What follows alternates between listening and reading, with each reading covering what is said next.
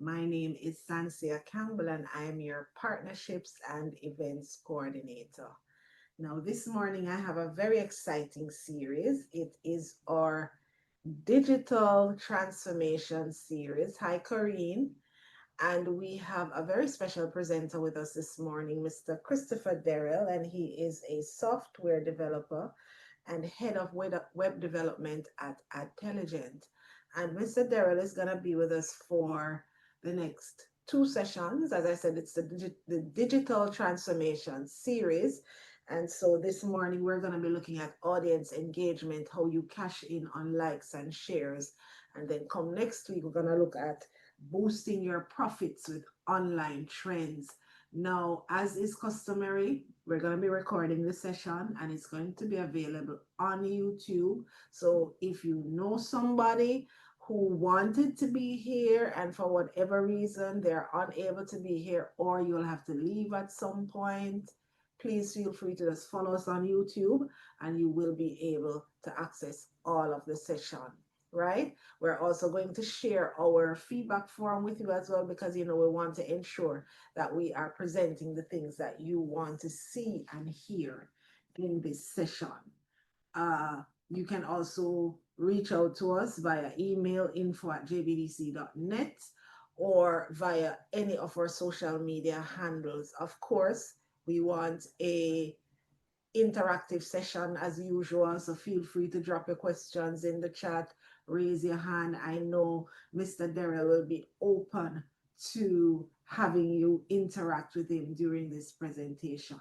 So without further ado, I'm going to hand over to Chris and he is going to go ahead with his presentation. Chris, it's over to you. Thanks, Ansu. You're welcome. There you are. All right. Good morning, everyone, and glad you all are able to join at this time. I imagine that some of you are, on the road, some of you are moving where you are, and then some of you are by your devices. But regardless of where you are, we're looking forward to having a very interactive and informative session today. Now, it's going to be practical, which means that you will be leaving here knowing how to apply this to your business or your business idea. That's very important, not just to Sansia, but to me, making sure that what you get here is practical and actionable. So that said, we are going to jump right in. So we should be good to go now. Yes, we're seeing it. All right, excellent. So we're going to discuss, in line with the theme that Sansia just mentioned, audience engagement, right? The sub-theme is how do you turn those likes and shares into money, monetizing your audience? But the most important thing is the audience, right? Everything that we're going to discuss surrounds the audience, because if there's no audience, there's no one to purchase. And this is a long session, quote unquote. So we're going to be moving at a good pace, but if you have any questions, please throw them in the chat. Obviously, there are expected to be a lot more of you than there are right now, so we will field them as we can. But generally, we're going to have 5 basic breakdowns of what we're going to talk about. So we're going to start with the audience, then talk about your ideal customer, talk about technology, how that plays into this monetization process, the role of social media, and then next steps. And then that's it. Now, there are 2 interactive parts in this spread throughout so that you don't fall asleep, and neither do I. And so I'm going to be calling on you. And if you're available to unmute your mic, please do. But if you can only message in the chat, that's also fine for today. So let's start with the audience, a very exciting and important part of this discussion. Now, my assumption is that many of you are business owners, the majority. And if you're not, you want to become one. You may have a formal business registered with Companies Office, or you might have what is right now a side hustle that you want to make a little more formal. But the beauty is that regardless of however you are making money or plan to make money, the marketing funnel remains the exact same. Everybody follows this funnel before they purchase from you. Everybody passes through the phase of awareness, which is the first phase, which is we have to find out who you are before we can do anything with you. After they pass the phase of awareness, which is just that they know that you exist, there's the interest group, which is much smaller than the awareness group. These are people who are actually in your target audience. They are interested in what you offer. So they could be considered qualified. Past the interest phase, you'll find persons who are at the decision phase. So not only are they interested in what you offer, like people who scroll through Amazon, right? They are choosing between a couple different options. They're considering which one is better for their case. And they're at the point of making a decision on what they're going to do. They have not done it yet, but they're looking at the different factors and they're saying, all right, based on what you have presented to me and what this other person has presented to me, I now have to make a choice based on these different factors. And then the last step is action or acquisition, right? Acquisition meaning you acquire the customer, so they become your customer, they pay you something. Action might be that they fill out something on your website for a mailing list or a wait list. But the point is that they have converted and they've converted with you. Everybody goes through this funnel. And everybody who does business with you goes through this funnel. Some of them go through it in a day. They drive past your store. They see a sign. It says hardware. They realize, I've been looking for a hardware store. They go inside. They have interest in what you offer. They've decided on this hammer and they buy it. But sometimes the funnel can take a lot longer. We have had clients who have 6 to 9 month windows for this marketing funnel. They're in the tourism industry. And so people are looking at different hotels that they're going to stay at, and they're deciding on whether this hotel or this hotel. But when the hotel is 500 US to 1,000 US per night, it takes a little longer for them to decide. And especially for the guests for this hotel specifically who are coming from like Europe, they're booking for 2 weeks at a time. They're not booking for 3 days. So they're spending thousands and thousands of US. And so the funnel can be a lot longer. But regardless of how long the funnel is, everybody passes through this funnel. Now that's important because we're going to talk today about audiences. And this is going to be something that you guys may not have thought about formally, but I bet you can help me answer what is wrong with this problem or this picture. So let's start. There are 3 people in this photo. You have the sales guy, you have the wife, and the husband in the back. The scenario is that the wife and the husband are out trying to buy a new stove. The salesman is selling the stove. What is he doing wrong? If you can unmute, please do, or raise your hand, I guess is a better way. Or if you want to drop it in the chat, I will just He read should it. be interacting with both husband and wife. Okay, let's see who is speaking. Carry on. Carrie Ann, why do you say that? Because they both went in to purchase the stove and he's only speaking with the wife. So it makes sense if he speaks to both. But why? I hear you, but why do you think that it's important for him to speak to both?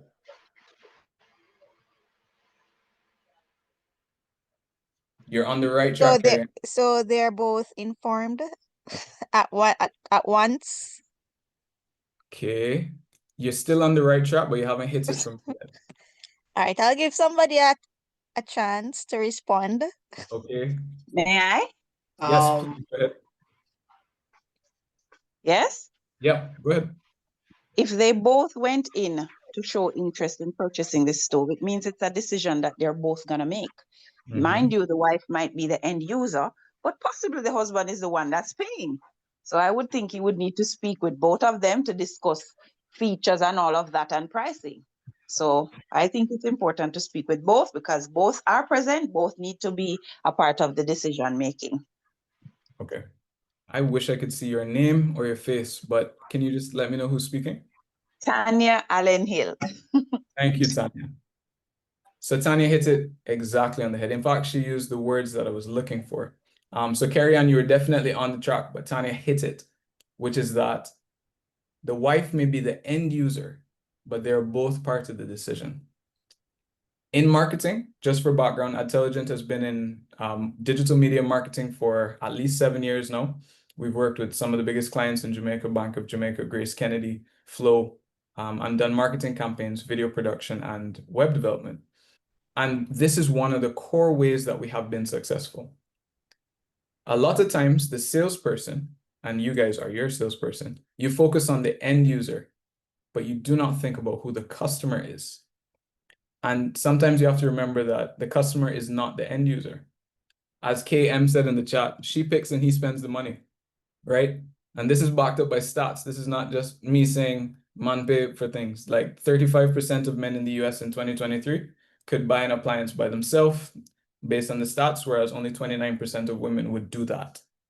So this is one of the core issues of identifying your audience.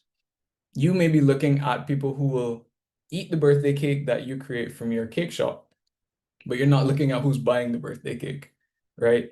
You're looking at the person who's using the stove in this example, and you're saying, boy, the stove has 6 burners, it has all these features, and you're telling the wife these things because you have an idea as a salesperson that she will be the one who's doing the cooking, but you're not speaking to the husband, who the husband has a goal that is kind of tangential to this. So he's saying, yes, number of burners is probably cool, but at the end of the day, I don't care. I just want my wife to be happy when she's doing this. It must be convenient for her. And so the sales guy is making a vital mistake, which is that he's focusing only on the end user and not the purchaser or the customer. So that's where we're going to start, right? Your user is not always your customer. Each person who interacts with your brand has many different things that make up who they are. You have salary level, you have their personal interests, their comfort with technology, education level, lifestyle and hobbies, jobs. So these are all on the outside, right? The peripheral, they're on the outside. And then you have things that are even more descriptive of them. Their beliefs, very important. Their age, their location, where they live, their ethnicity, like what is their background culturally? What is their family situation? Everybody who interacts with your brand is a complex person. And that's very important to note, because when you're doing your messaging, if you don't understand that there's so many facets to them, then you can easily miss them with how you do your messaging.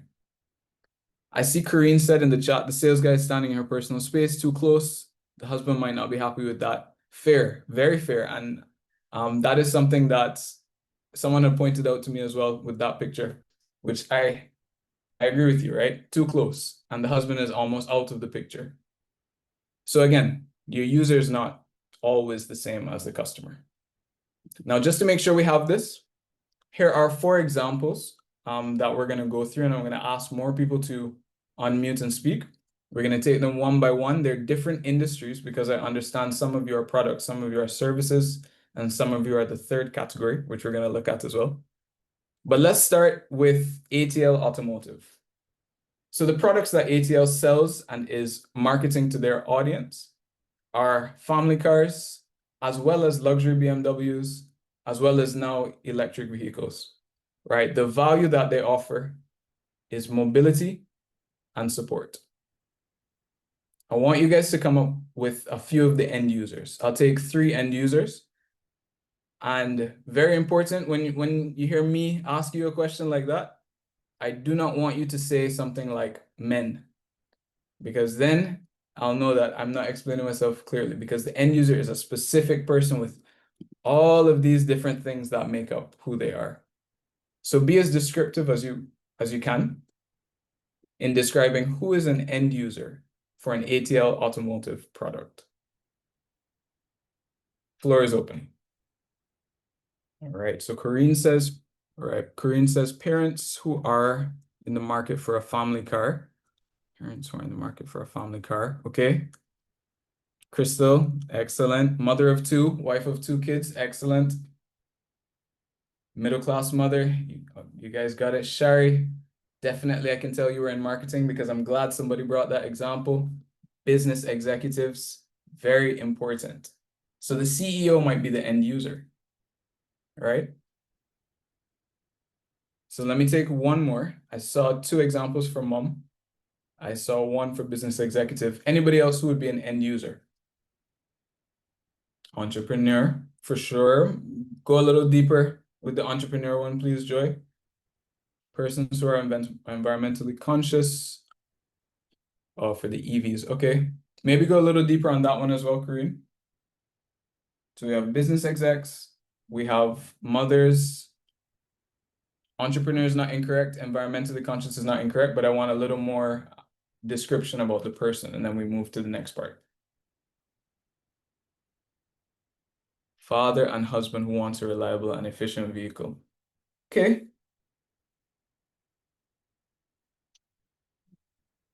So it says entrepreneur who has a family. Okay, fair. Yeah, right. These are good examples of the end user. And what I want you to understand is this is not the same answer that would be there if I had put Porsche.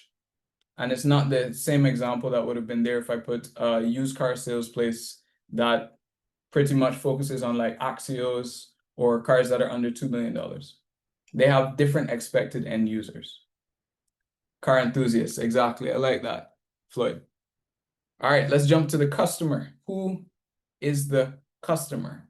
Who is purchasing these cars? That's a good one, Karine, for the end user. But now who is purchasing? So there may be some overlap, but there's also a whole different group that we did not describe.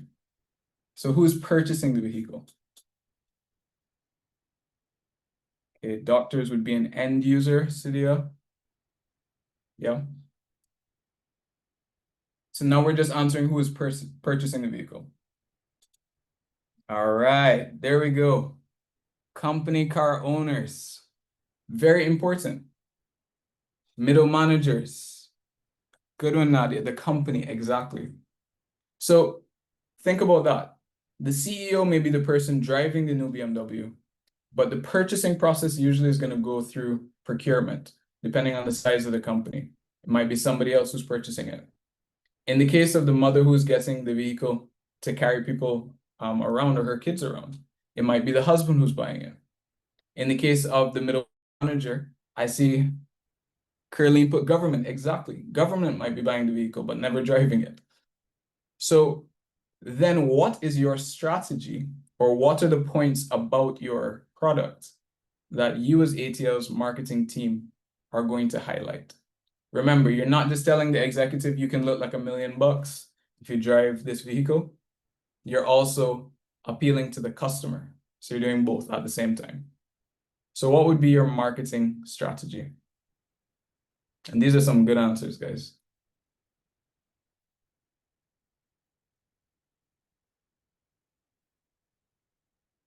No, man, you guys are great. I love the engagement. So now we're talking about the strategy, meaning what is it that you talk about to get their interest piqued in your product offering? Okay.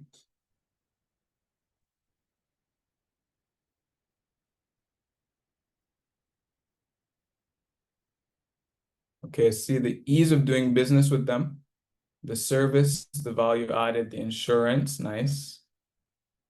Consumption, kilometers per liter, easy process, short processing time. I'm sure government would love that to get what they don't give. So for sure, exclusive service offerings. I love the insurance one, Karine, because the company doesn't want to be thinking so much about the insurance. If they can get a 3-year warranty on a new vehicle for an exec, then they know that they don't have to be handling that in the future. So that is a plus for the company, even more than the driver. So that is something that they would then highlight. Savings over time. No, man, you guys are on point with this. So yeah, you got it. You got it. Warranty and affordability. So you understand then that your strategy is completely surrounding who the end user is and who the customer is. We have another example. If you've been to Mobe or you're familiar with the Pelican Grill, this should be easier. They, of course, are a restaurant. They're famous for milkshakes. They're famous for curry goat. And they're famous for that relaxing setting. So let's jump into the second example. I'm not sure we'll do all four, but let's jump into this one for sure and go through the same process. Now be creative on this one. So this one, I want you to think through the user groups. Who is Pelican Grill really targeting? Who is the end user who sits there and eats food? And feel free to unmute as well if you have the answer better said than written.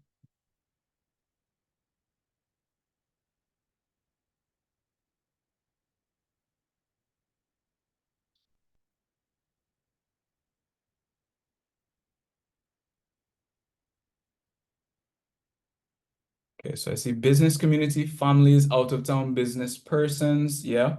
Tourists, 100% Jamie. Visitors from overseas, okay. Families, corporate clients, tourists, okay. I like that. Families, corporate clients, tourists. What about, before I say it, let me see if anybody says it. Okay, corporate clients, families, okay. What about young couples, right? Not just locals, but what about young couples who are taking their first date out, right? And they want a place that is well known, that has a good standard, to say, I am budget conscious, but I'm not cheap, you know? There's like a little middle ground right there where they're sitting to say, I know good tasting food and it doesn't have to cost $7,000 per plate, right? So you have small end users who would be the couples who are in this. All right, let's talk about, yes, it does have a good reputation. Let's talk about who the customer is now. So there may be an overlap in this case with the end user and the customer.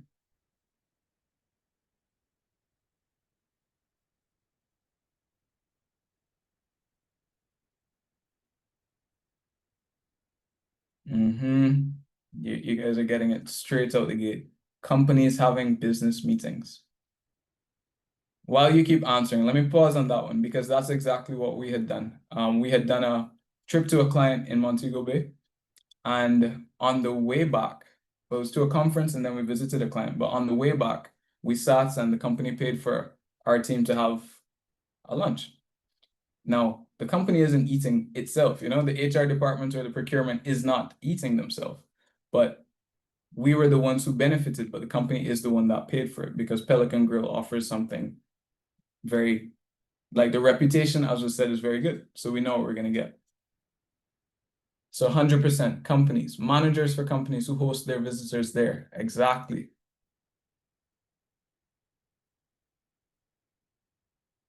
Foodies. Foodies are the customers. Foodies are the end users for sure. Let's see if we have any more.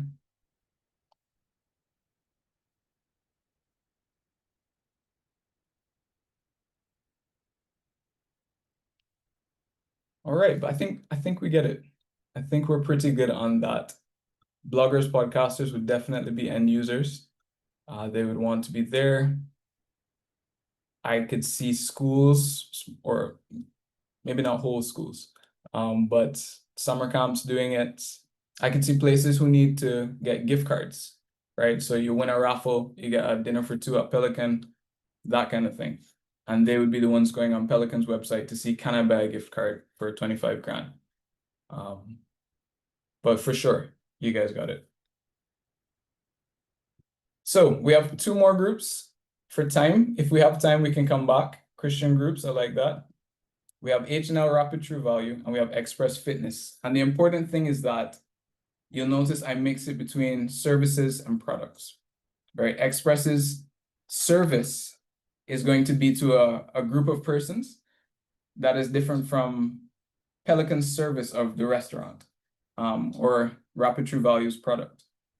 And what Express might be selling is really new body, feeling better, health consciousness, right? So the end user might be the person who is, you know, it's New Year's resolution time and they say they're going to lose X amount of pounds or stop drinking or go about redoing their life. And the customer might be a business, right? A business might be paying for its employees to go to Express Fitness. And so when Express's selling strategy comes up, it has to be, let the business know if you pay for 10 people, you get a discount, something like that. Or making sure they know that all of your staff will be able to be in this secure area 24/7, regardless of where they live. We have multiple locations, so it doesn't matter if they're in Portmore, there's an express in Portmore. The point is that they will have access wherever they are. And then for the end user, you show some images of before and after, right? But island-wide, exactly. So you show before and after, and then everybody knows what it can be if they stick to Express Fitness. But it has to do both of those strategies because it's focusing on end user and the customer. And that's very important, right? Before we go on, guys, there is a statement that businesses will say when somebody asks them who is their ideal target audience. Some of them will say, boy, yeah, we serve everybody, or our ideal customer is everyone, or everyone is in our audience. That doesn't make any sense. And I really hope you guys do not say that after today's call, because that is a crazy statement to make. Your ideal customer cannot be everybody. You're going to put yourself in trouble because then you won't be able to focus your shot. I've heard it described like this. You have limited ammo in your gun. You have limited shots that you can take. And when you say something like everyone is in our audience, you're basically randomly firing and hoping that it will hit a target, right? When you have limited ammo, and that ammo is your money, your marketing spend. It's very important that as you continue to do business, you're able to identify, this is my ideal customer. We do business with blank. And if somebody asks you in a conversation, you can say it in 30 seconds. So if you ask me, I can tell you now, after years of doing web development for large and small clients, our ideal customer is an agency or a company that has a marketing manager and someone who is dedicated to the web development process so that we can get quick feedback when we send changes and requests for updates. Notice it's not about how much money the company has. We've had big companies who the process doesn't work as well because they don't have someone dedicated to the web development process. And it doesn't have to do with how small they are either. We have clients that are literally 1 or 2 person companies that are excellent clients. I'm going to highlight one of them later on, but they're in the educational sphere. And when you call them and you say, boy, this is where we are with the campaign, it's good to go. Why? Because they have someone who is in charge of marketing, who is able to communicate back and forth. That is when we work best. Now, it's okay to say you don't know who your ideal customer is yet, but it is not okay to say my ideal customer is everybody. That cannot be. And so by the end of this, one of the other things I'm going to ask is about some of you and your businesses and who your ideal customer is. But if you don't know, we do have resources available for you. And we have on smallbusinessportal.com, which is a product from Adtelligent, you are able to download industry-based guides that walk you through thinking through your business and your customer. In fact, let me just pull it up in case you're not able to see the QR code right now, and so that you know how to use it. So once you get here, you'll be taken to a free sign-up page and you just log in and you will be able to just make sure it's loaded. Right, you will be able to find your industry and then filter for a business model canvas. Now, if you're not familiar with a business model canvas, it's a very nice tool to help you think through how your business operates in about 7 to 9 columns. So whether you have a tourism-based business, whether you have a technology business, if you have a nonprofit, right, and your goal isn't to make money, but it is to get volunteers, to get donations, there's a canvas for that. If you're in sports, if you're a marketing agency, manufacturing, food and beverage. And so let's just look at what one of them would be.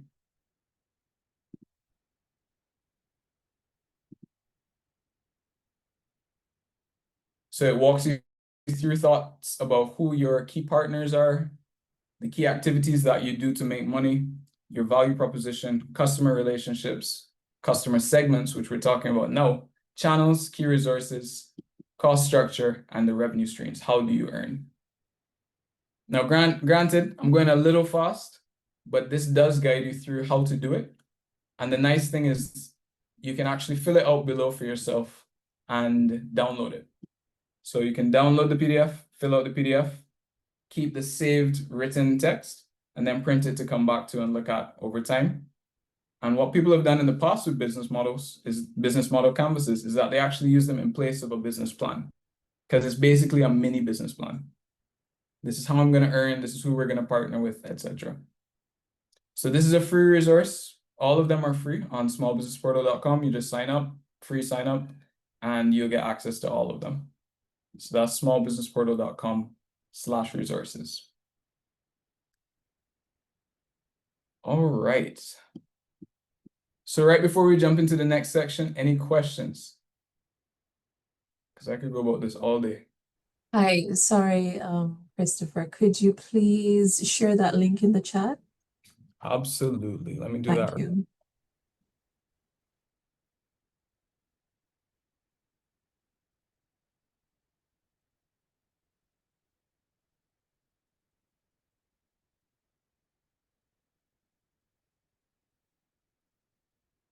Okay, so any other questions?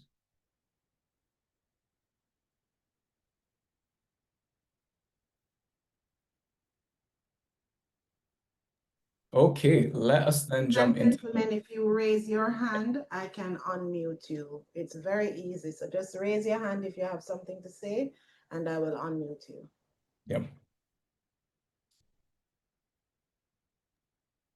All right. So let's talk about analytics. How does analytics play into your audience? Some of you may know, but many of the tools that you use online that your audience interacts with you on, so Instagram, YouTube, TikTok, Facebook, LinkedIn, once you have business pages set up, you will be able to see a bit of analytics on who is interacting with your content. Analytics is probably the hidden key to a lot of what you are trying to do right now in your business, because most of you would either be trying to get more qualified leads, so more people coming through the door who are purchasing, so increase the quantity of sales, or you're trying to increase the amount of sales that existing customers have. So they've been buying 10 grand a year, you want to increase them to 20 grand a year. And a lot of that is probably hidden within your analytics. So I'll give you an example because I like to be practical. These are the analytics from one of our clients who's using YouTube for her online platform. She has kind of a podcast, a very popular podcast. She has over 100,000 subscribers, and we're doing a campaign for her now. Now, I'm very excited about this, guys. So if I get to, just message in the chat and say, Chris, explain the terms that you're using. But what we did is we looked at the demographics that were interacting with her content. So if you look on the left-hand side here, you'll see that, as we expected, 65% of her interactions were from women and 34% were from men. And based on her content, this makes a lot of sense because she has also been pushing more content that she wants to draw more men to come and watch.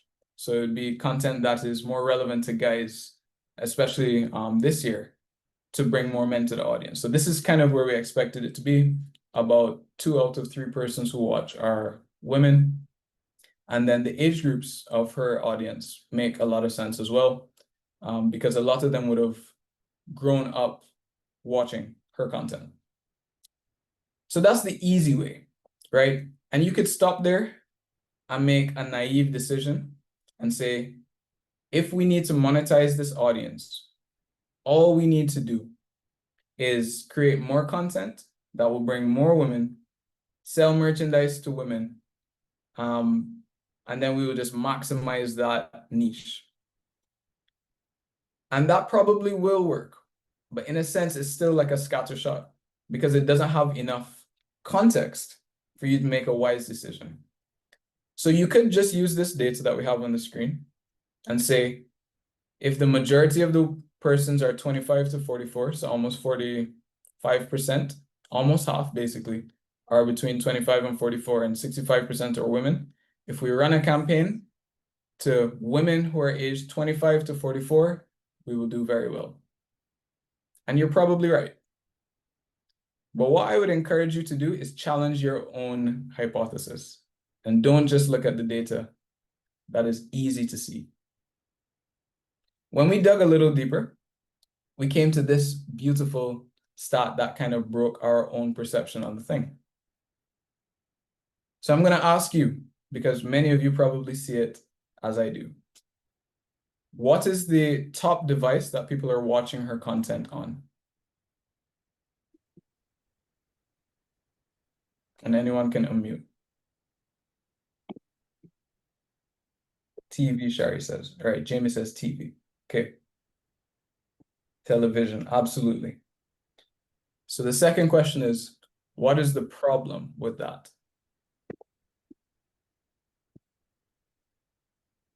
Smart TV, correct. So what's the problem with that from an analytics standpoint as the business owner? As you, the business owner, put yourself in her shoes. Definitely she wants them to be on YouTube. So this is, when it says TV, this is the YouTube TV app on a smart TV. So they are still on YouTube, but they're watching it on a TV.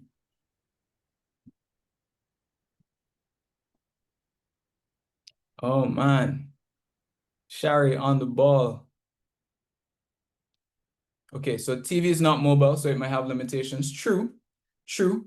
In this case, that wouldn't be an issue because her content is long. So we don't have an issue with limitation. Question. Sure. Is it a case where you would say that as she had mentioned, it is not mobile, but at the same time, I believe there's a time when your target audience like sleeps. So probably it's a case where they work during the day and it's only in the night they get to actually unwind and relax and watch the content. So meanwhile, the mobile aspect of it, it's on the go and persons can check in here and there throughout the day. A lot of persons don't have the time during the day and can only access your content during a specific time of the day based on their schedule. Okay. No, who's speaking, by the way? Sorry, I can't see your name. Celine Morgan. Celine, you're absolutely right. So that lines up with when people are saying mobility in the chat, right? You can't watch your TV lying down in bed with you, right? That would be very uncomfortable. So 100% that is a part of it, but that is not the core issue. Somebody has actually said it in the chat. They nailed it. Curleen? Yes, teacher. Because we are on the go people, we don't stand still or sit still. We multitask. So many of us, we listen to the TV while we do other things like getting dressed for work, etc. So our information must be highly portable so we can access it through varied means anytime we want or anytime we can. Okay. Yes, but that is not an issue. And I'll tell you why. She earns from ad revenue. So YouTube also will send ads to TV just like it does your phone and your computer. So where they watch, in a sense, Curleen, she does not care if they fall asleep while the show is playing, once the ads get played. Now that's not her goal. We're the marketing agency, so we don't care. But that is not an issue for her, that it's not portable. You are right that it's better in general for us to have content on our phones because we can watch that anywhere. But I guess a little more context is that the videos are like more than 40 minutes long. And so even if you have it on your phone, it's not something that you typically would watch the whole episode on your phone, on a smaller phone screen. I was gonna say that, Christopher, because in our lives, we want to just know what you're saying very quickly. And if we're interested, we may spend 10 minutes. If so Yeah. much, because we have other things to do. So maybe she needs to break it down so that, you know, you give them, okay, this is what you want. I want you to learn in 10 minutes or 5 minutes and just the smaller videos. or shorter videos. Okay. And what's your name? Oh, sorry, I'm Trisha from Tots. Okay. Well said, Trisha.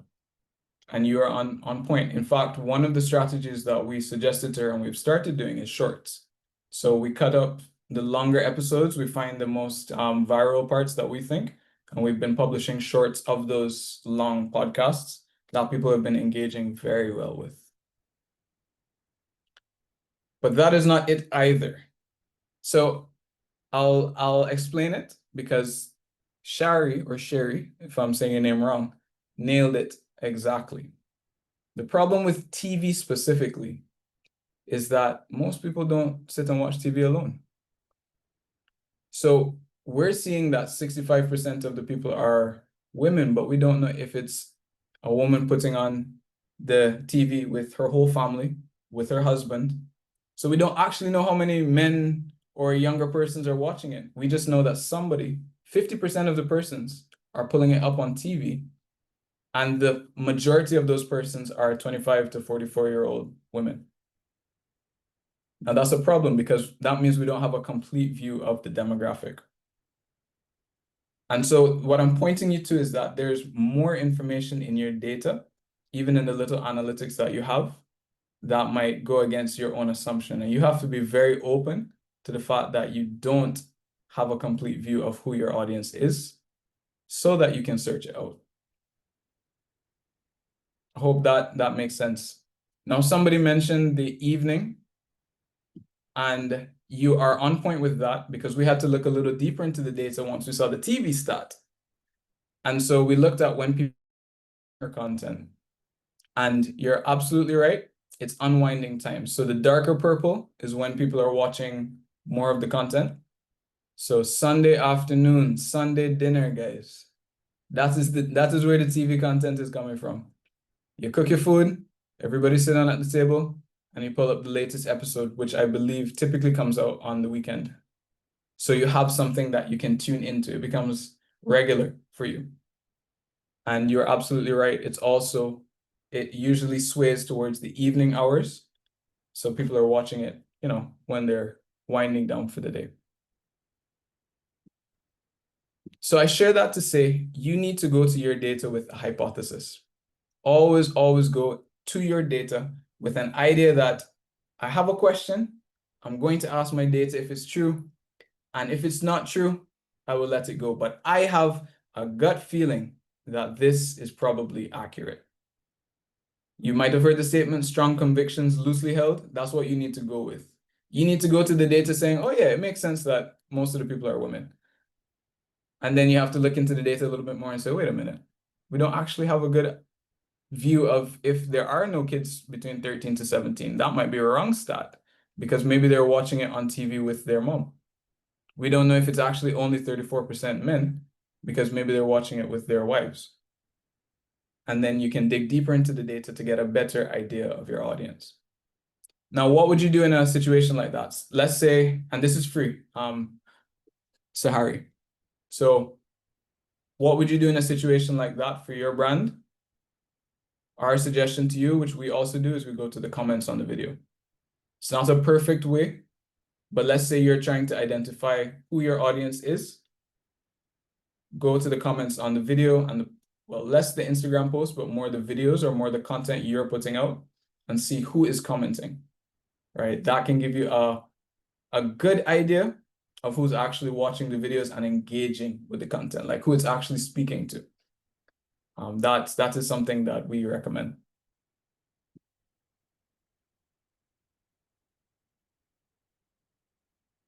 All right. Okay. So an example that we had done again for one of our clients, Betty Walker, is that we run a campaign with him every year. He's been gracious to work with us for many years now, 5 years, to do an online registration for his boarding school fares. And in this process, we have to find out who the most likely target audience is so that when they come to the actual Pegasus, they are the correct persons because it's a free event and they're not just coming there to eat his food and waste people's time, basically. And so what we've done over the years is look through the audiences of who's signing up. So when they sign up, they say their age, they say the school that they go to, etc. And then we turn that into the targeting for the next year to say, these are the people we actually want to come to the event. And so that has allowed us to improve our show up rate to at least 33% through every fair. So that means of the 200 people that sign up, we got 66 to show up. For Kingston, it's usually over 600 people that sign up, so we get over 200 people at the Pegasus. But what that allows him to do as a business owner is that he can now plan ahead. Because if he knows that Intelligent consistently gives him 33% show up on his event, then he can say, all right, this year we want 450 signups because the capacity of the room I'm booking is 150 people, if that's what he wants to do.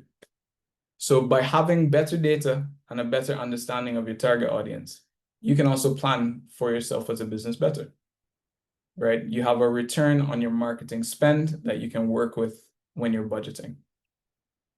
So analytics is important, guys. It might be slightly boring to some of you, but it's very important because it allows you to see whether your hypothesis is true or not. So it's very, very important. Now, the second tip I have for you is that many of you have treasure chests of unopened dollar bills buried in MailChimp or whatever online marketing platform you use for email marketing. You have mailing lists that have been sitting there since you built your website 55 years ago.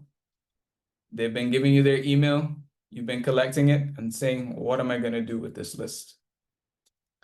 You have an unopened treasure chest. Think about the process somebody has to go through to sign up for your mailing list.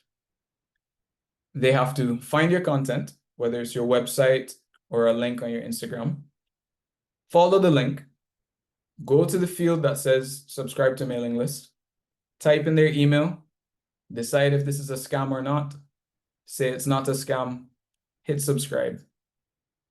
And they've put themselves at least through those 5 or 6 steps so that if you have anything that is relevant to them in the future, they will get that content. And what do you do with that nice email? Nothing. You have not sent them back anything letting them know what you have been doing or your business has been doing recently. And so many of you are sitting on these unopened treasure chests. And my encouragement to you is please open your mailing list and send them an email. Say, this is what we've been doing over the last year. Let them unsubscribe if they're no longer interested, but use your mailing list. If you don't have one, build a mailing list. You can create a simple landing page so that persons can actually subscribe to find out more about your content. You have to make it worth their while or they won't subscribe. Nobody's going to just put in their email if they don't think there's value. But there are platforms that I'll show you in this same slide for you to create your own mailing list today. All right, so hopefully not too much theory. I hope this is practical for you because there are some questions coming up later. But this is basically fundamentals of marketing, which is that they're the 5 Ps. So traditionally you have your product, which is what you offer. You have to decide how good your product is, whether it's skincare oil, whether it's food, whether it is event hosting services, whatever it is you offer, teaching. You have to make sure that your product is of the highest quality possible. The marketing cannot fix that. It can be a physical product that you sell, services that you offer, or the third category is access. It's one that we don't talk about much, but access is the third thing that you can sell, where it's neither a product or a service, but you're giving someone access to maybe your audience or maybe your home, right? If it's an Airbnb kind of thing. So they get access. A gym membership, for example, would be an access because you have access to go there at any time. So what you're really buying is the ability to go there when you need to go there, or any combination. You have packaging, which is how you present it. Placement is where and when you present it, right? So that would be some of what we talked about with the ads. The people is what we're talking about now with the audience. And promotion is what we're going to talk about, which is how do you build hype for your product offering. So I'm going to get on my soapbox again one more time. The landscape is changing. Unfortunately, we have in Jamaica this idea that we are technologically behind.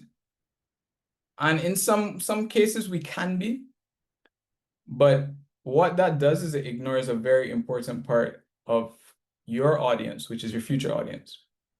A lot of those persons who will be buying from you, learning from you, engaging with your content on YouTube, etc., are younger than you, right? Unless your service is, you have an old person's home. And the landscape is very much changing. Good morning. Good morning. How are you? I'm doing well so far. Let's see who this is. So you're agreeing with me that the landscape is changing? Hopefully. Okay. I didn't see who it was, but I'm glad to have you. And I hope that you enjoy what we're about to talk about, because the landscape is truly changing. So we have this idea that in terms of technology comfort, people are still in the 80s or the 70s, right? We're not comfortable with technology, but I don't believe that's true. I don't believe that's true, and I'd love you to try and change my mind. Most people have a social media account, right? They have access to it, whether or not they use it regularly or not. They either have a Facebook or an Instagram. Many persons are comfortable with online payments now, be it bank transfer, whether you want to call that online payment or not, using Link, but also just purchasing from Amazon, right? There was a time where we were more afraid to use online payments, but that's not the case anymore. Just look at how many people purchase on Shein, right? That's a business that is domiciled in China. So we're literally buying from someone across the entire globe without any hitch, right? Because of the price. And again, Amazon. Websites. There was a time where in my pitch to clients about their need for a website, I would pull up the JDF's website, right? Because it was terrible. It was looked like it was just one square. But since that time, many persons have advanced, and you'll find much better websites on the market now, because people are more comfortable going online and looking to the website for the latest contact information and services. And if you don't have your own website, people will find you on other platforms, right? You will go on a Fiverr to find somebody to do your graphics. So you are also engaging with other websites as well. Digitization. I mean, look at this news about the new vehicle registration of fitness. I don't know if you guys celebrated like I did, but the thought that we don't have to print the sticker anymore, right? You can renew online soon, and you'll be able to get that put on your, well, you don't put it on your vehicle. They can scan it and find out if it's valid, right? That is something that shows me that we are not as averse to paying online as we say we are. And then artificial intelligence. Now, that is a wide field in itself, but I'm finding that more people are comfortable using AI to create photos. I'm seeing brands use AI to create photos. Like literally they're using that because they know there's no royalties. You don't have to go and pay the person whose image you used. Somebody in the chat's been using Gen AI from 2022. At our company, we're heavy proponents of using AI to help you get to a goal, but not to set a goal, because then you become dunce. So AI cannot tell you where to go, but if you know where you want to go, it can help you get there. And that's how we use it when we're designing. But all of these are the technology that we're supposedly afraid of in Jamaica. And I don't think it's true. I think that we are very much getting used to technology becoming a very big part of our lives. And that means that you as a business person need to make sure that part of your strategy today is that you have a way for people to engage with you online. Otherwise, it doesn't make any sense. If you've heard me before, you have your physical branch or your physical way of doing business, and your website is to be your digital branch. It is your online branch that they're going to interact with. They're going to check if it's open. They're going to try and do business with you. But you need to make sure that you're using technology to enhance your business. It does not make sense. And again, step up on my soapbox just for a short while. Many of you are saying, but what about the one lady that lives at the top of Blue Mountain that only uses a banger phone, and the only thing that she does is make phone calls to make her orders? You're not big enough to focus on that one lady, right? And even if you are, you probably will have a team dedicated to off-grid persons. But your focus is not to focus on the exception. You're trying to identify your ideal customer. So instead of trying to invest in 50 different channels to say we're going to make sure we take orders via phone call, WhatsApp, email, website, start by focusing on your main way to get bookings in or purchases done, and then expand from there. But don't try to spread yourself thin and say we're going to cater to everybody again. And then you end up dividing your efforts and the systems don't talk to each other. So again, leave the lady who lives at the top of the mountain and uses a banger phone, who makes her orders via phone call for now. That is not your ideal audience. One of the things that I also want to mention is that your audience is going to be changing. Your audience will age with you. If you've been in business for 5 to 10 years, the people who started purchasing from you 5 to 10 years ago are 10 years older, right? So they're either aging out depending on your service and you're getting new persons, or they're aging with you and still using your product or service, and you have to figure out how to apply it to them. And I just want to talk about some like cutting edge technology. This is virtual reality. So on the left, you have an example of a conference that was held in virtual reality in 2022. This is part of a nonprofit that I help co-lead called Youth Can Do IT.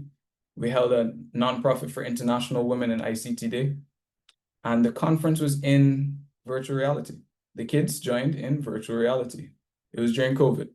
So the presenters, the Minister of Education at the time, Honorable Fayval Williams, came on in virtual reality, presented, right?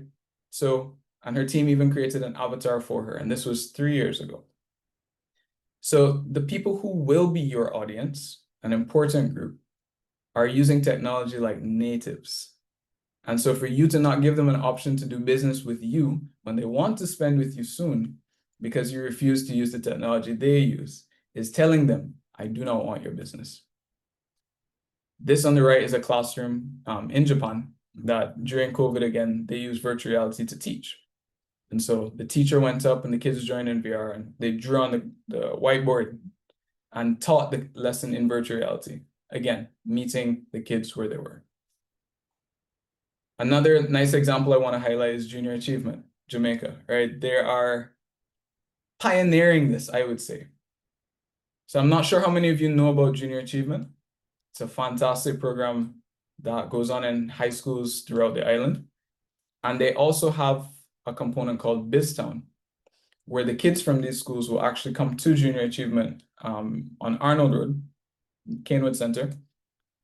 100 kids can come in one day, and each of them gets a job with a responsibility. So you can be the CEO of Flow. Like these are physical storefronts that they go to. This one is you have a teller at First Global, and you have a customer who's coming to either open his account or withdraw money.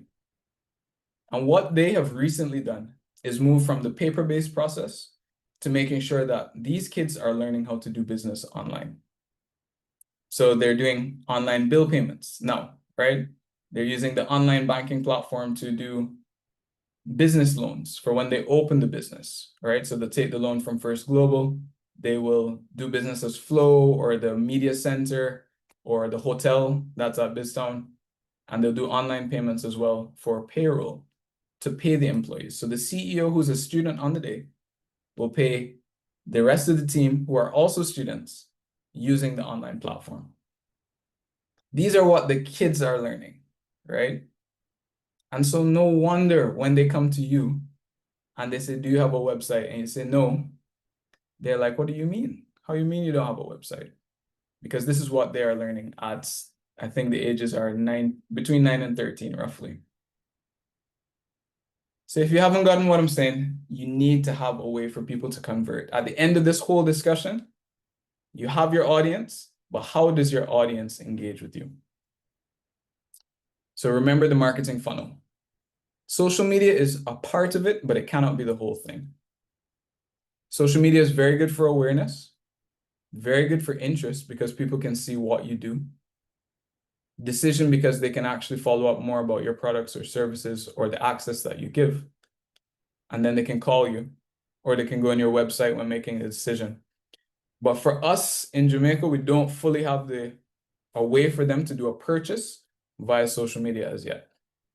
In other countries, it's a little different. In Brazil, the WhatsApp in Brazil actually allows you to do payments through WhatsApp.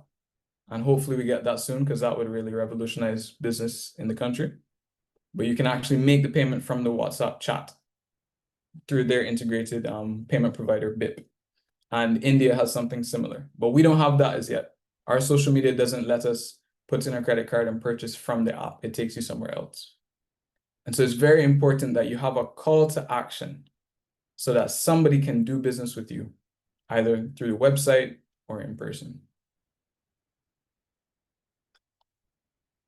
And Todd says it's also available in WeChat and QQ. Thank you. Exactly. So what about customer engagement? Celine asks. Celine, can you unmute if you're able and explain what you mean? I'm currently in a work meeting, but just to make it quick, I always wonder how, apart from you, if you're selling on Instagram or something, apart from you like messaging your customer and they asking what are your available products and you responding, how else apart from like comments can you engage with your customers? Okay. That's a lovely question.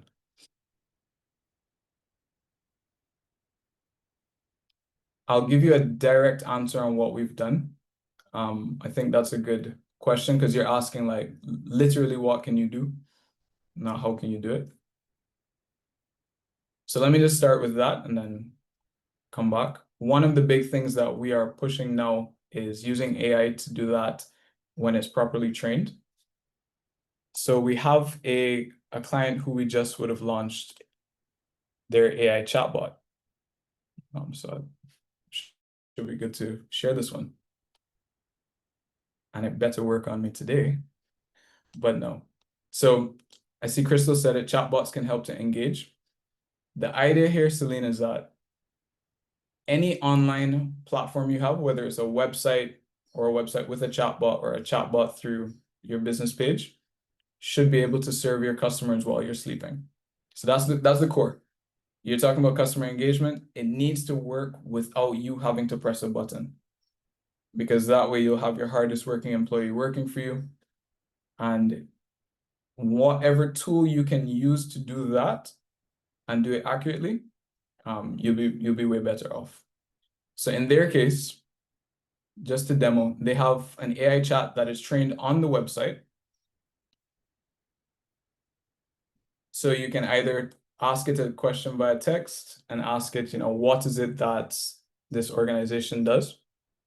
Or you should be able to talk to it via voice.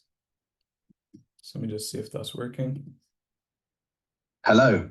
Feel free to ask me anything UWI Sodeco related. Can you tell me a little bit about the mangrove project that they've been doing in Clarendon? Certainly. The Blue Carbon Mangrove Restoration Project in South Clarendon is a large-scale initiative focused on rehabilitating degraded mangrove ecosystems along Jamaica's southern coastline. It aims to restore 1,600 hectares of dead or dying mangroves out of a total forest size of 3,500. Would you like to know more about the challenges it addresses, the restoration approach, or perhaps its goals? No, thank you very much. That should be enough for now. You're welcome. Is there anything else I can assist you with? So chatbots are a way, and a way that we believe will help businesses once you train it on your own information. So that's one direct answer, Celine. You can also look to email campaigns that are scheduled around your customer's information. So let's say your customer gives you their birthday, they give you phone number, birthday, and maybe their address, then what you can do is have an email system set up to send them a happy birthday every year in July. If you know more about them anniversary, you can do a happy anniversary email automatically as well. In terms of customer engagement, those are two that you can use very quickly.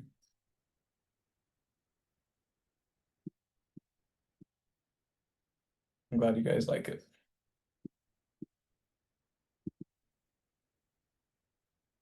Let me pause in case there are any other questions.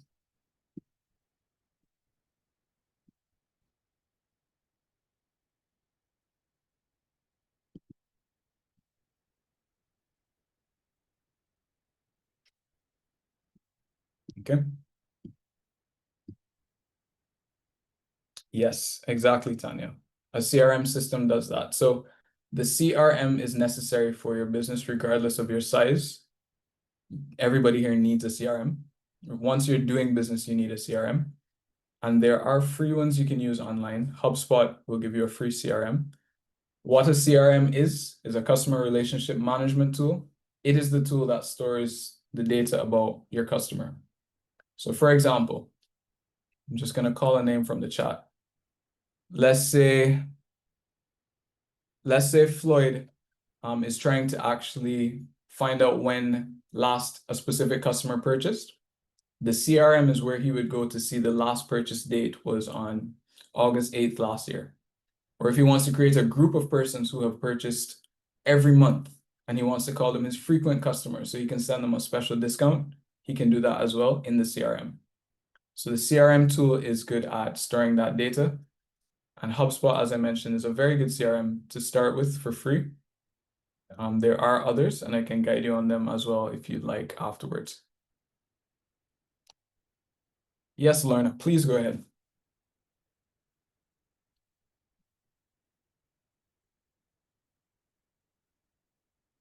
Yes, there will be a recording, right, Sansia? Yes, the recording will be available on the JBDC YouTube channel. Just go on YouTube and look for JBDC Jamaica. That's one word. And you can just subscribe to our channel and you'll be able to access this and lots of other previous sessions that we would have done. But also I want to make a plug for next week. Make sure you log in next week because this is the first in a two-part series. So this week we're talking about likes and shares, cashing in on likes and shares.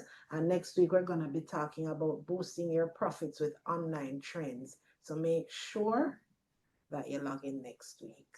Absolutely. Right, back to you, Chris. Thank you. Okay. So if you missed what I said earlier, you still need to have a web presence once you have a business. As long as you want people to find you on Google, you need to be found on the web. And ideally, you have your own website. But if you're getting started, you can use a free landing page like a link tree, which is kind of this thing on the left, where you just put a list of links that can take them to other places. Instagram in itself is a web presence. It's a place that people can visit on the web, but not the same as having your own website and your own domain. LinkedIn is very good for business pages. We had the opportunity earlier this year to go to the UK for a business trip on behalf of Jamaica. And in the UK, LinkedIn is massive. So that's important if any of you are selling to the UK or selling like coaching services or exporting. In the UK, many people will search for you on LinkedIn before they look like on an Instagram, like what we would do. So making sure you have a LinkedIn page is important. And then on Canva, you can create your own mini landing pages. So you can create a basic website on Canva for yourself to get started. It will just have a bunch of links, but you will have more control on the design. And you can actually do that for free. But if you need to connect a domain, it will cost money. Curleen, please go ahead.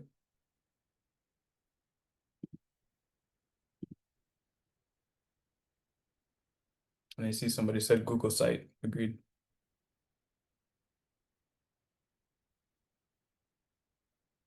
Okay, Curleen, do you still have a question? Yes, yes. Okay. You had unmuted me. Excellent. I just want to make this point that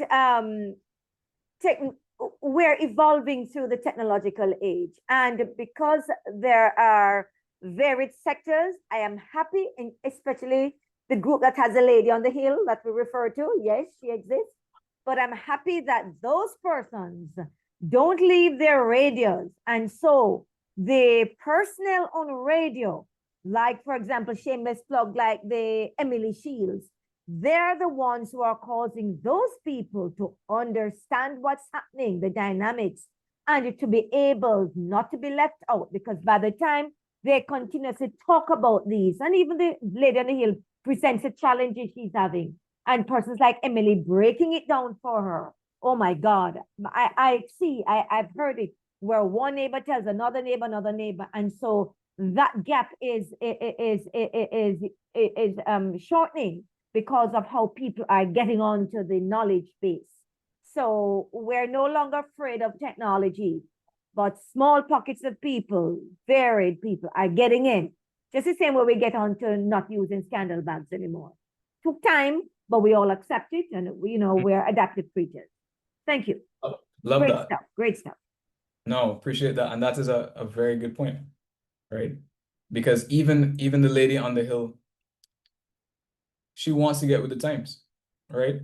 She's trying to understand it herself. She needs somebody to guide her. But the goal that she wants is she needs to connect in one way or another. So I love that point.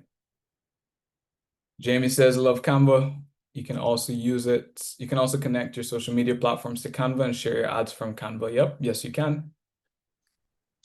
Hello again. Good morning. Sorry. I have a morning. quick question as it relates to Google.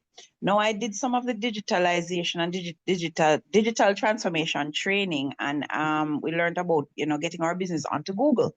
Now, I did that just on the weekend here, moving into last night, but I find that whenever I use my phone to sign up all of this, whenever I use another device and search for my company's name, I'm not seeing the actual Google thing that I would see. Say, for example, I were to Google, say, ATL, that pop-up that would come up and you would see photos, overview, reviews, and so on.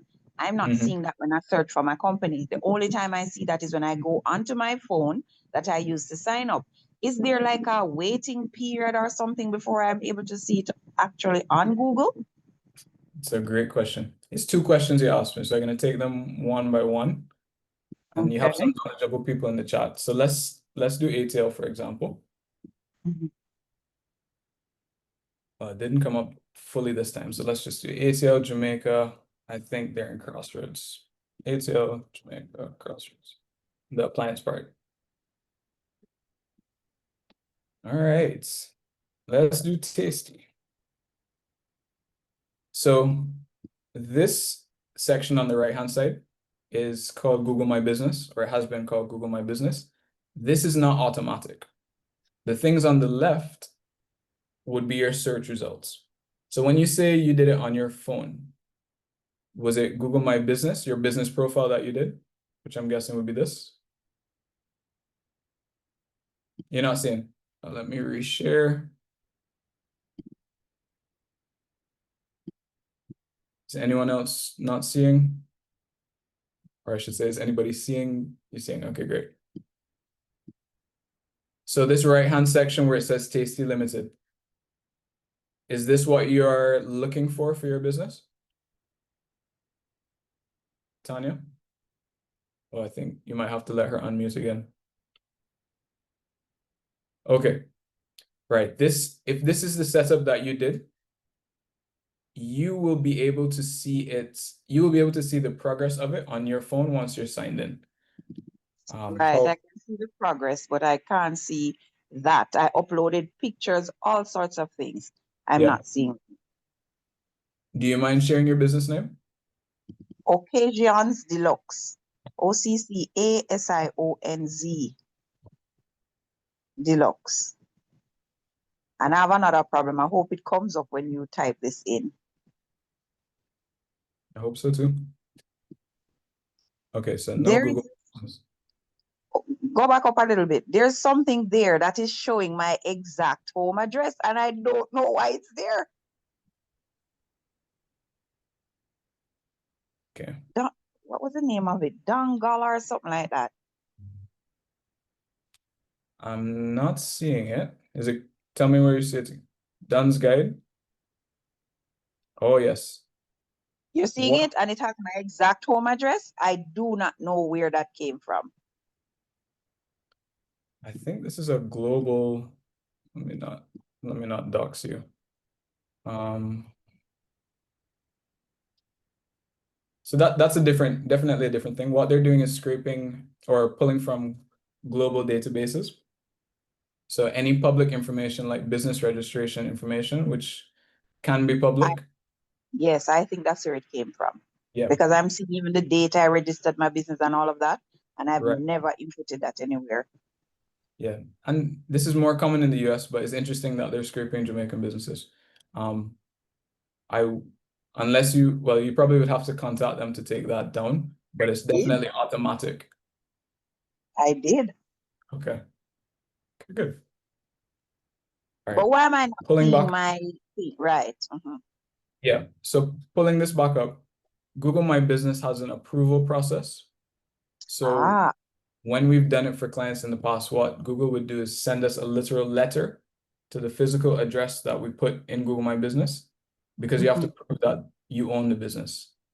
So they send you a piece of paper with a 6-digit code on it that you have to put in to verify. Strange enough, that was sent to my email address, and it asked me to pin location or something like that.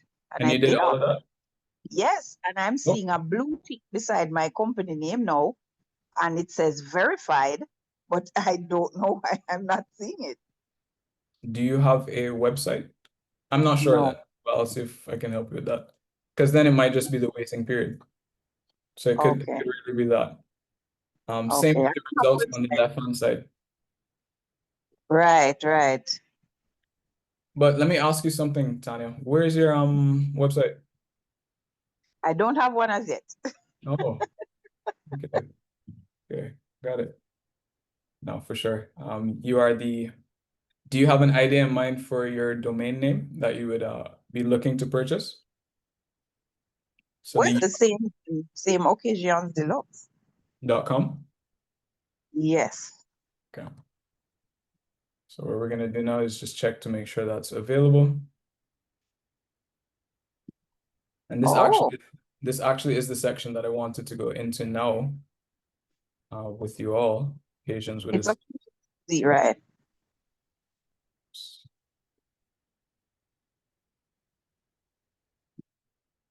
Okay, excellent. It's available, and it's still available at the regular price. So that's good. That's something to grab up. Once you have a business and you're making money, it's advisable to get your domain name because there are people like me, because I would definitely do this if I was wise enough or had enough foresight, who they'll purchase the domain of a business that they see is rising or growing, and then they'll sell it back to you at a higher price. I learned this the interesting way when I purchased my own domain for chrisdurrell.com, and I was just looking online to see what it would have been. So if I did cdurrell.com, regular price, so that's fine. But if I tried to do durrell.com, it's 15,000 US because somebody purchased it and said, one day somebody named Durrell is going to want durrell.com, and they have the right to. It's a lease. So I recommend to businesses, purchase your domain. GoDaddy is a very good place to purchase. We use both GoDaddy and Namecheap. I prefer Namecheap. They offer very similar services, but you can go either way. The price will vary just a little bit. GoDaddy is just a little more expensive, but you can also just check for your name. So as I said, this is actually the next section. What are your businesses? I would love you to introduce some of your businesses, who your ideal customer is, and if you do have a website, what your domain is or what you would like it to be.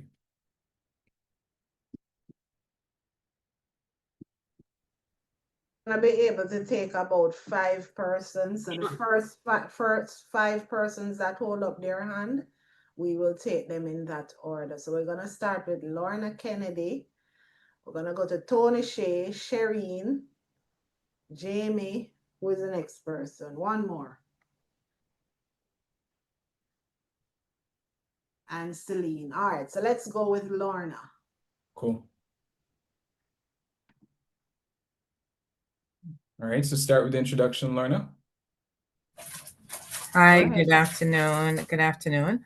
As you know, my name is Lorna Kennedy Murray. I help professionals and the newlyweds build, polish authentic lives through image, etiquette, and marital wellness coaching so that they can thrive in every setting without second guessing themselves. So the image comes about our presence, how we present ourselves on a day-to-day basis, because my slogan is image is not an occasion, it is a lifestyle. So I help you train you how to dress the body you have for your lifestyle. Thank you. Thank you. Lorna, before you go, Yes, do you have a website? I do. It is lornainspires.com. Like that. So it's Lorna Inspires. .com. Nice. Lorna. Next person is gonna be Tony Shea. I am unmuting So right now. before we jump, and we won't take too long, but what I'm looking for, I love the pitch Lorna gave. It was excellent in all areas. But what I'm also looking for is, do you know your audience? And can I do business with you on your website? And she ticked both those boxes. So congrats, Lorna. I met Lorna at the Beauty Expo about 2 weeks ago, right, Lorna? Nice. All right. Tony Shea, it's your time. Tony Shea Stewart, go ahead. Hi, good morning. Good morning. Well, good afternoon, rather. My name is Tony Shea, and I am the owner and operator of T Shea Beauty Spa. We are a mobile spa based in Western Jamaica. Our aim is to shift the mindset that spa care is a luxury. We want everyone to know that spa care is a everyday necessity. Sorry about that. It's a everyday necessity. It shouldn't be seen as a luxury because it's a rich people's sport. So our aim is to change the mindset from that to let them know that hey, spa care is for everyone. Because you are not familiar with the benefits of, let's say, for example, a massage, and you see someone doing it, you're gonna say that it's because they have money. No, that shouldn't be the case. Right now, our target audience are I'm targeting schools, I'm targeting corporate companies, and but I'm mostly in the tourism industry at the moment. We're partnered with a lot of Airbnbs and hotels that do not have an on-site spa. Now we're And talking. you can find us at tshaybeautyspa.com. Okay. I don't know if you know the phrase came in clutch, but if you had not said that Airbnb thing, boy, I was about to ask you who your audience was because it wasn't clear. But that was very good. Can you tell me your domain again so we can all see it? Your website? Is Tony gone already? If anything, you can drop it in the chat as well. All right. While Tony drops that Yeah. in the chat, we're gonna go with Shereen. Shereen Thompson. Go ahead, Shereen. Hi everyone. As mentioned before, I'm Shireen Thompson. I'm a lifestyle and empowerment coach operating a business called Global Empowerment and Mindset Training. And what we do here is that we provide individuals and companies an opportunity to explore their full potential and to connect with their passion. I like our tagline is Dream Out Loud because we operate under two initiatives. Dream Out Loud, which is where we do, motivational speaking, team building with organizations, and one-on-one coaching, and also networking for net worth, where we have a cohort of persons that we come together. And as it says, we network to increase our net worth. We do have a website. It is gemservices.com. Our target audience are companies that are looking to improve their workforce synergy, and we do that through team building, and also individuals who want to explore their full potential or realize the best version of themselves. We are in the throes now of even putting on a conference called Generational Wealth Builders Conference at the Jamaica Pegasus Hotel, and all of these things in an effort to get persons to connect with themselves and also with each other. Okay. Can you tell me quickly before you go your website again? Gem Services, as in GEMM, Two M. services.com. All right. Two M's. GEMM. Two M's. So GEMM. Got it. Oh, that's the one. Yeah, that's it. Okay. Oh, look at you using all these AI photos. So I'm so proud of you. Yeah, man. AI photo all over the place. This is great. Yeah, this is awesome. It is awesome to see all these entrepreneurs joining, and they're able to share, Yeah. that listen, I'm doing stuff. This is awesome. I feel so proud. Oh my goodness. Before we Thank jump you to for the next sharing, one, Shireen. I'll challenge you, Shireen. I'm trying to figure out how I do business with you with your website. Yeah, there is a way that you can connect with us, and say, for instance, you're on the coach. Well, you moved. No, well, more what I'm saying, 'cause I know we're gonna have to go to the next Okay, so slide. there's a contact us, or that's not what you're talking about. So the contact us is good, but your site kind of features like a brochure versus a branch. So I can't pay you online, right? No, you can't. Can I see your booking calendar? I started out with Calendly and then I canceled it for a number of reasons. So no, you're not able. Well, let me answer the question. No, you're not able to. Can I register for the events through the website? Yes, you can. Yeah, say for instance, the Generational Wealth Builders Conference, you may register online, and then what I generally do is once I use Constant Contact. Yeah. And then it goes to that, and then I provide an invoice. I email them to say, hey, you have registered, and this is how get their information. Or they can scan, as you see, they can also scan the QR code on the flyer. Nice. Well, that's good. That's very good. We probably could even look in the future at how to make it all part of the site. But for time, I will tell you somebody in the chat is looking for your link. So make sure you send this link. For your conference. The conference link. Yeah. Yes, the conference link. Please. All right. Let me see if I can copy and paste quickly. Yeah. Thank you, Shireen. All right, Thank you too. moving You're welcome. on. Let's move to Jamie Winter Hewitt.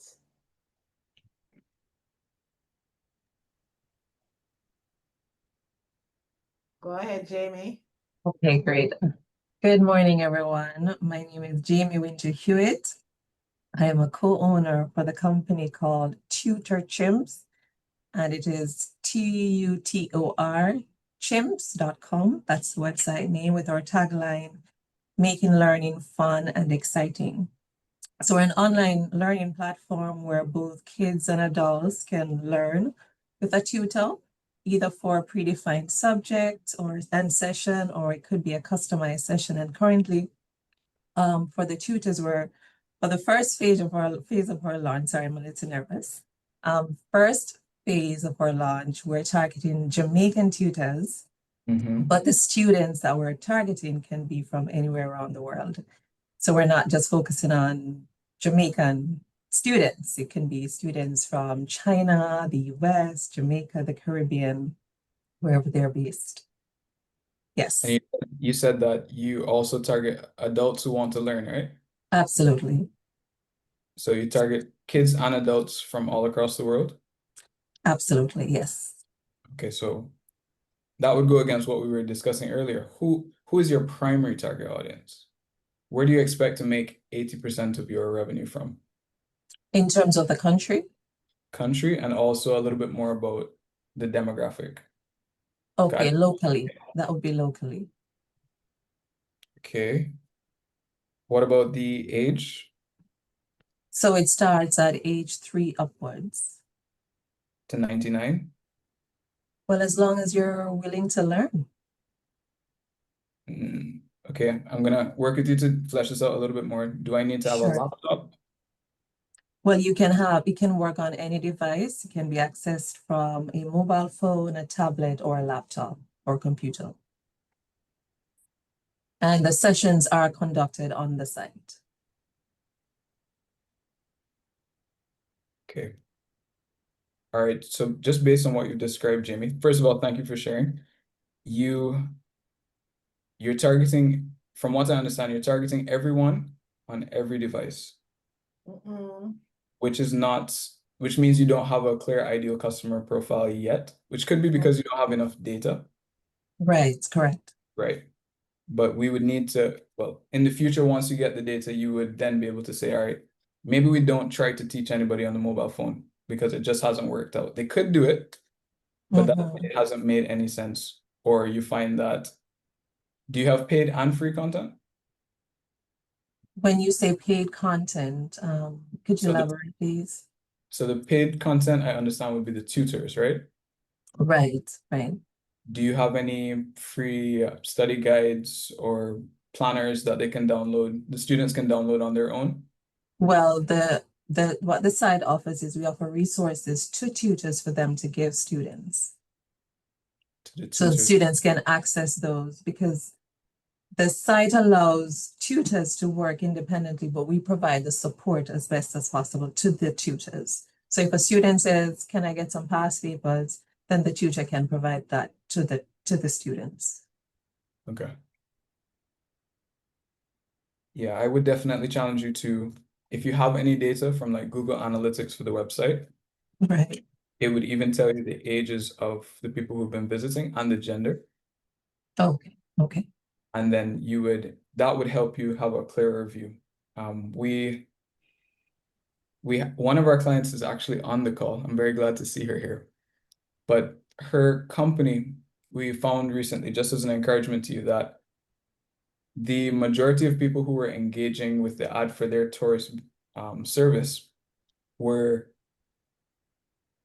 women. So it's 53% women, 47% men in terms of viewing it, impressions. But then we actually checked the analytics for their engagement. So they're actually going to a conversation to book a session with the client, and it's skewed to 69% men. And we were sitting there in the meeting saying, what could have caused this? Now, some of you are like, well, obviously, Chris, it took a little second for it to register. But what happened is the women would see the ad for the tour or the package, and then they share it to their significant other, and he does the booking. All right, so it went from 53% of the people who viewed it were women to 69% of the people who engaged were men because of that flow. So then that client can say, boy, it's really the men who are doing the purchasing of the tour package when they're coming from overseas to Jamaica. So we know that we're focusing our campaign, making sure the men get it, right, when they're purchasing. So I say all of that to say you can't do that without data. So I would encourage you, if you have Google Analytics, do you have Google Analytics on your website? No, we don't. Okay. So I'm gonna make a note of that. Yes. That's something to definitely install so you can look into it. You have a Facebook page? We do. We're on most platforms: Facebook, Instagram, TikTok, LinkedIn. Nice, nice.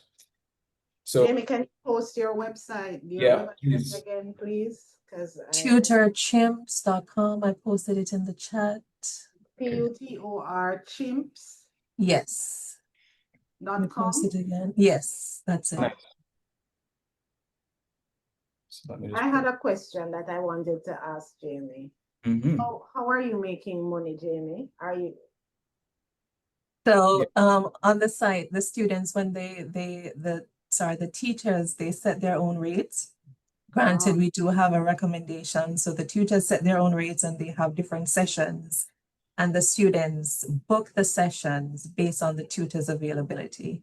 There is also what will be displayed when they're booking a session is the tutor's calendar and their times that are available for that particular session. So you are basically just getting what you'd call like a referral fee from it. Right. So we charge a commission, a Okay. 30% commission from their rate. Okay, got you. Okay. I love And it. it's in Jamaican dollars. Jammed. I was hoping. How is it going? Is it fantastic or? Well, we had an uptick during the exam period for PEP especially and CSEC. Yeah. But now, as most students and parents are taking a break from school, we had that time when we weren't getting as many bookings, but it's starting to build up again. Okay. All right, gotcha. All Thank right, you. thank you very much. Thank you, Jamie. Right before you go, Jamie, I would definitely suggest that you narrow down this start. Even the photos on your site are telling me who you're serving. I don't see anybody who's learning in their 30s plus. Your site is focusing on kids. Kids, okay. So in terms of your ideal end user, it's the kid, maybe between 3 and 19 or 3 and PEP age, so 3 and 12 as the focus. And a reminder that just because anybody can purchase from you doesn't mean that everyone is your target audience. All right. Yeah. So once you narrow that down, it will help. Thank you so much. No, thank you. No problem. For the 2 remaining persons, please, can we make it a little bit quick? We're running out of time and I don't want to run out of time. So Celine, all right, go ahead, Nikisha. Are you hearing me? Good afternoon. Yes, hearing you loud and clear. Wonderful. So my name is Nikisha Johnson and I am the owner of Azari's Boutique. We specialize in custom heartfelt gifts and keepsake that makes every moment special. So whether you're planning a birthday, graduation, wedding, whether you're planning a company corporate party or recognition or commendation, we provide personalized products for those events, such as tumblers, mugs, t-shirts, tote bags. We recently launched a product, which is the personalized license plate frames, where we are encouraging small businesses in general to reduce their advertising costs and advertise on your license plate frames rather than to advertise for the dealership or the insurance companies. We want you to advertise on your own license plate frames, your business, your brand, your company, making it your mobile billboard for your brand or your company. So we believe in ensuring that your business or brand or whatever service we are able to help you to promote or provide is one of top quality and good standard. We don't have a domain name. We don't have an website. We don't have a website. We advertise on Instagram and TikTok and WhatsApp pretty much. Okay. Nikisha, quick question for you. So the customer would be the small business who wants to purchase the license plate frame? Yes. Who is the end user? I wasn't clear on. Is it the employees at that business or is it just the owner's car? The owner's car.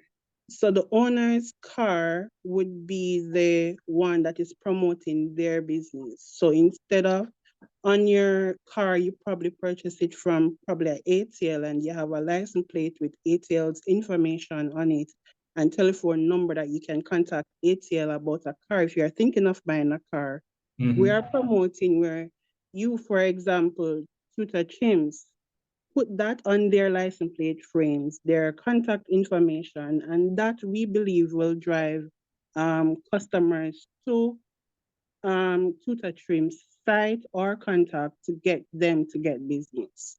Got it. So it's like the same target audience that would purchase a car wrap or like a decal. Right. It's actually bigger because this more people would probably be willing to do it, like, More people will see this, right? and then a decal. Okay, thank you.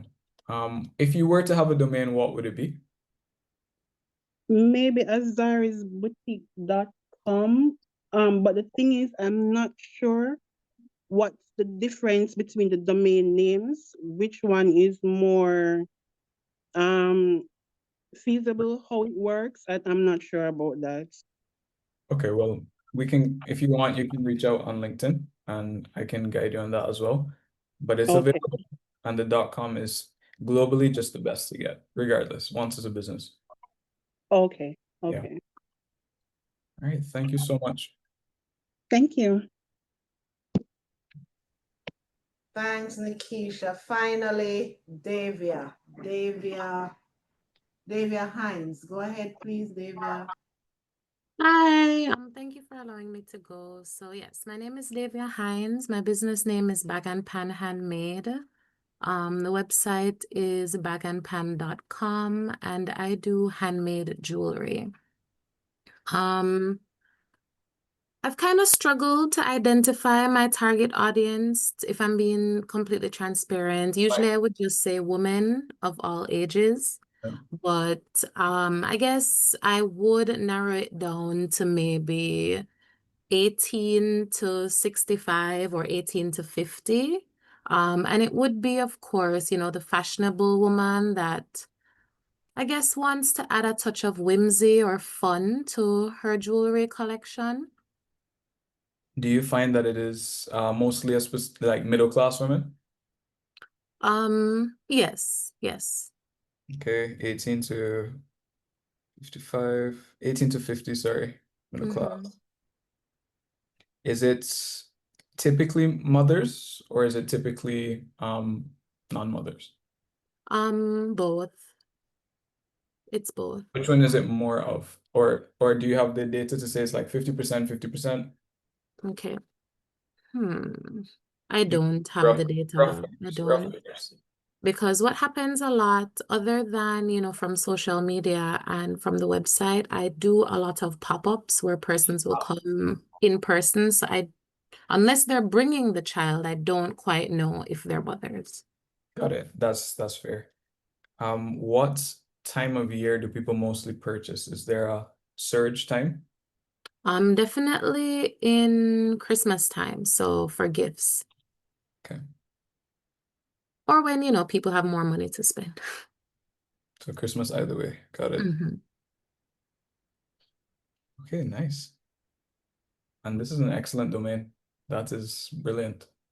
Thank you. Yeah, that's 9 letters. That's rare. Never let it expire, please. Okay, no, thank you very much. That was excellent. Thank you, Davia. All right, thank you also. And the name Bag and Pan is very Jamaican. You can't get no more Jamaican than Bag and Pan. Yeah, please put your link in the chat so that even as we go on, people can go check out your site. I'm gonna give Celine another opportunity because Celine got, I guess, kicked off or something. Go ahead, Celine. Hi everyone. My name is Celine Morgan. I'm the owner of Healing Botanicals.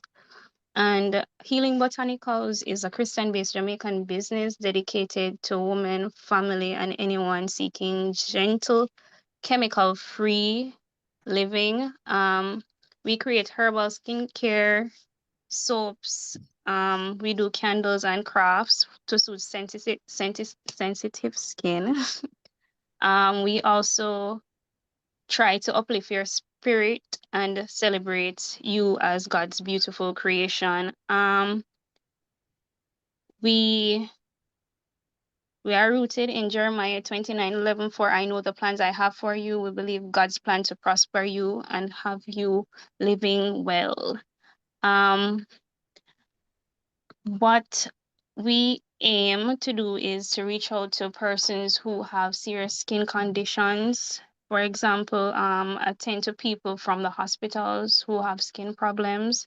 So that is one of my main target audience, as well as just in general, people with skin problems, I should say. So we're looking to expand. I have a lot of other products I am currently working on, but it's not available as yet in the market. But yeah, that's about it. No, that's a very niche audience, and I like that because you're saying this is for people who have skin issues. So Yes, it's not for people who don't have skin issues. So it's right. very, very clear. I love that. No, I can be found at Ealing Botanicals on Instagram. Healing Botanicals. Oh, but you don't have a website as yet. No, not as yet. I would love to use but the same name though for the website. Healing Botanicals. Okay. Yes. And I'm trying my best also to use like mostly like Jamaican herbs or stuff because there's a lot of things that we have, powerful herbs that persons aren't aware of. And they are really good. I have tried and tested a lot of them as well, and they have proven to work. So that's very interesting. Okay. All right. No, that's I mean, obviously I'm very happy that your target is good. You're gonna have a bit of an issue with the domain because those are common words. So this is where you have to get creative. Unless you're gonna spend 12,000 US, 2 million Jamaican on the domain, which I don't recommend yet. You can look at things like .co, and there are some that are more related to nature. I think there's actually a .nature, if I'm not mistaken. Let me just check. No, .natural. Yeah. But there are some endings that you can actually look through below, and it will give you suggestions on what you can use that is available since the .com is gone. So thank you. Thank you, Celine. Thank you for having a very clear audience. And we are going to continue on. And we're just going to go to the end. Guys, please drop your links in the chat. I see Tina Fernandez did. And I did want to highlight what Sarah said, because Sarah has the most niche target audience so far that I've heard for the day. Because I will never be in her audience. And I love that she knows that, right? Postpartum and breastfeeding support products, unless I'm the purchaser, but never the end user. So guys, thank you for participating. Please also send your links in the chat before this ends so people can get in contact with you. Somebody suggested healingbotanicalsja.com. I love that suggestion. That's a good one. And yeah, let's keep it going. So if you have missed any of that part of the conversation or you joined late, if you have a business and you're earning online, you need to have a website so people can do business with you online as well. And the conversion action should line up with your business goal. So if you saw I went back on Bag and Pan because I needed to make sure I could do business with Bag and Pan, and you absolutely can, right? You can purchase online. You can see what's sold out. So this is her digital branch that you can purchase from without ever having to call her up to make the purchase. And that is the important part of having this online setup. So we're going to jump through this part. May just cover it in the second session next week, God's willing. Very important stuff. Don't mind how quickly I'm going through it. But I did want to just make an invitation to you, if you are on the call and you've already passed 1 million in top line revenue. So that is, I'm not even talking about net, I just mean gross, that you've passed that on a monthly basis. We'd love for you to reach out and get in contact with us so we can see how we can boost your message and get it to the right audience. This is something that we do. This is what we do on a daily basis. We get the right target audience for you. We don't just send it to women in Cherry Gardens. We send it to women who have kids at this specific school, who go to this gym, so that they see the ads for your product, if that's your target audience. Or if it's men, we have the same process for any target group. If you're not yet at 1 million GMD, 100% I recommend these books. These are all books I've read. And $100 million leads would give you some guidance in line with what we shared today. These two by Alex Hormozy. One-page marketing plan. It's not actually just one page, guys. It's a whole book, but it's very good, from Alan Dibb. Talks about getting new customers, making more money, and standing out. And then Data-Driven Marketing is an older book, and it is more of a mathy book. So if you're a math head, Mark Jeffrey has an excellent book called Data-Driven Marketing that I had read a couple years ago. Don't forget to sign up for the next session, where we talk about how to boost profits. And last but not least, thank you guys for your time. I'm going to just drop my LinkedIn in the chat. But yeah, if you have any questions, I think you have 3 minutes. Sound safe? We're still good for time. Yeah, I'm gonna take those 3 minutes. And thank you, Chris, for such a fantastic session. Not only am I proud of the persons who have participated, but I'm also very pleased with your presentation. It was absolutely practical, and I know that persons will have a lot of takeaways from it. It was such a rich session. If I had a business this morning, I would feel so empowered leaving here. Both from the perspective of whether, well, if I had a website, but also empowering me in terms of my social media. I know that I always say to persons, social media is not owned media. It's not yours. It can come and go, because you've seen where we've had lots of social media blackouts, but the way how you encouraged the persons that even though they didn't have a website, still own what you own, and ensure that you have your market defined in such a way that persons are able to see it and say, absolutely, this is for me. So there were 3 takeaways that I wrote down, and I hope that I can read what I wrote. Social media is part of the marketing plan, but not all of it. I thought that was fantastic. Have a way to convert after engagement, and always have a call to action. So, having said all of that, I want to thank everyone for participating this morning. And I also want to invite you to come back next week. We're going to be talking about boosting your profits with online trends. I did post the chat. I did post it in the chat earlier. Let me see if I can find it and drop it back in there for you, because if you think this week is good, wait until next week, right? So I am inviting you. This is my personal invitation to you to come back next week and join us for that session. I will be sending out after this just a short survey asking you to complete that for us. My apologies, ladies and gentlemen, I'm doing everything by myself. I don't have tech support this week. That's the link for registration for next week. Please come back with us next week. I'm going to send you a short survey for you to complete regarding this morning. Thank you again, everyone, for joining us, and see you next week. Thank you, Chris. No, my pleasure, guys. Thank you for the encouragements in the chat. Thank God it went well. Bless God, and have a good day.